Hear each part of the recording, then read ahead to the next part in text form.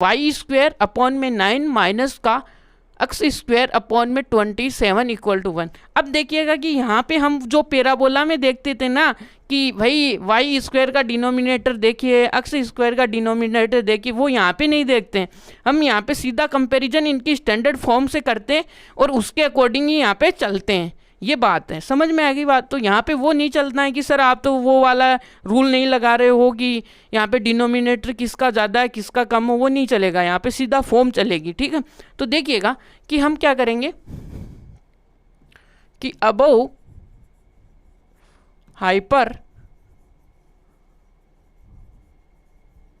Hyperbola equation कौन सी है,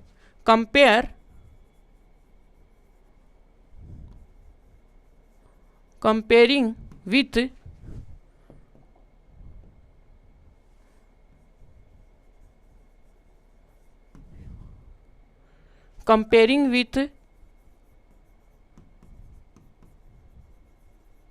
standard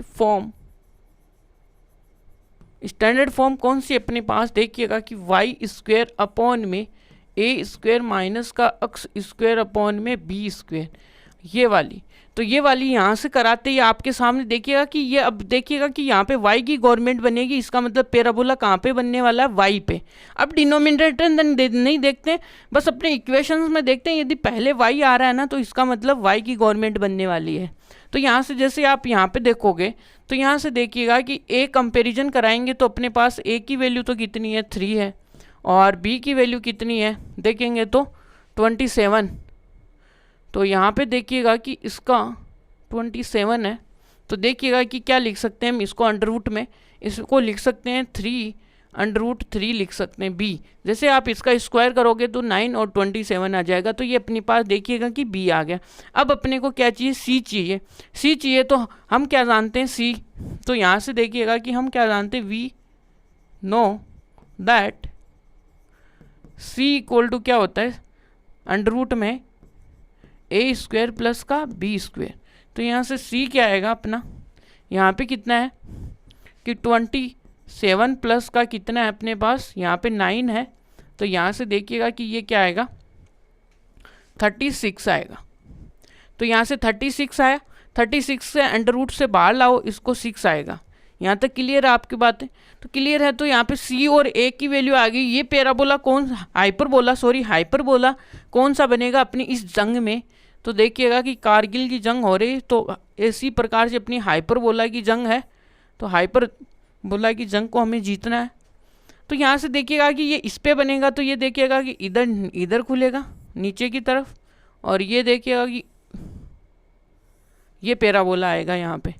यानी पैराबोला बनाने का मेरा यहाँ पे आपको जो पर्पज है वो है कि हम पूरा यानी कि पूरा कंप्लीटली क्वेश्चन को रीड आउट करें इस प्रकार से।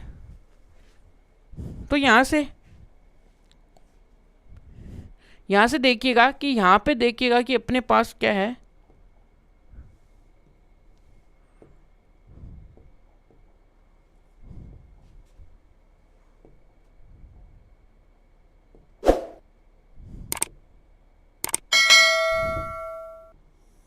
अब यहाँ से देखो फोकस F1, तो ये है अपने पास, यहाँ पे F2 है और इसके कोऑर्डिनेट 0, और यहाँ पे क्या आएगा माइनस का c, और यहाँ पे क्या आएगा c प्लस, और यहाँ पे इसके वर्टेक्सिस क्या आने वाले हैं, a,0 आने वाले हैं। यहाँ पे वर्टेक्सिस क्या आने वाले हैं, वो आने वाले माइनस का a, इसका सेंटर देखिएगा कि 0,0 है।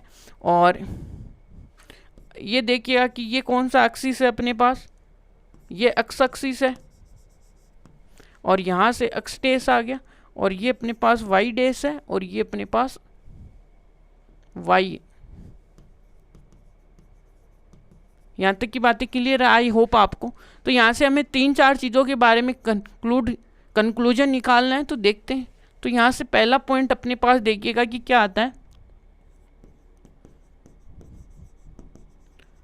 Coordinates of foci points.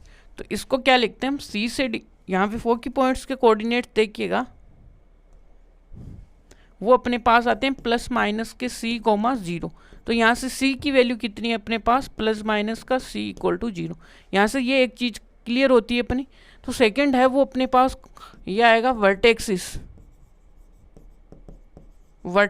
वर्टेक्सिस में देखिएगा कि प्लस माइनस a कोमा 0, तो यहाँ से a की वैल्यू देखिएगा कि क्या है, वो अपने पास प्लस ये 0 हो गया। यहाँ तक क्लियर है। लेंथ ऑफ क्या चाहिए आपको,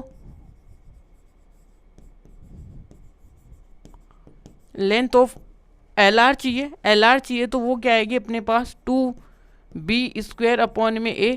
तो यहाँ से b तो कितना है, b है वो अपने पास देखिएगा कि 2 × 27 अपॉन में कितना है 6 a चाहिए ना। तो यहाँ से देखिएगा कि 3 टाइम्स गया, 2 × ये 9 टाइम गया, तो ये 18 बचा। यहाँ से ये आया। अब अपने को क्या चाहिए, इंसिनेट्रिसिटी c चाहिए। तो c चाहिए तो अपने पास c की वैल्यू तो 6 है। c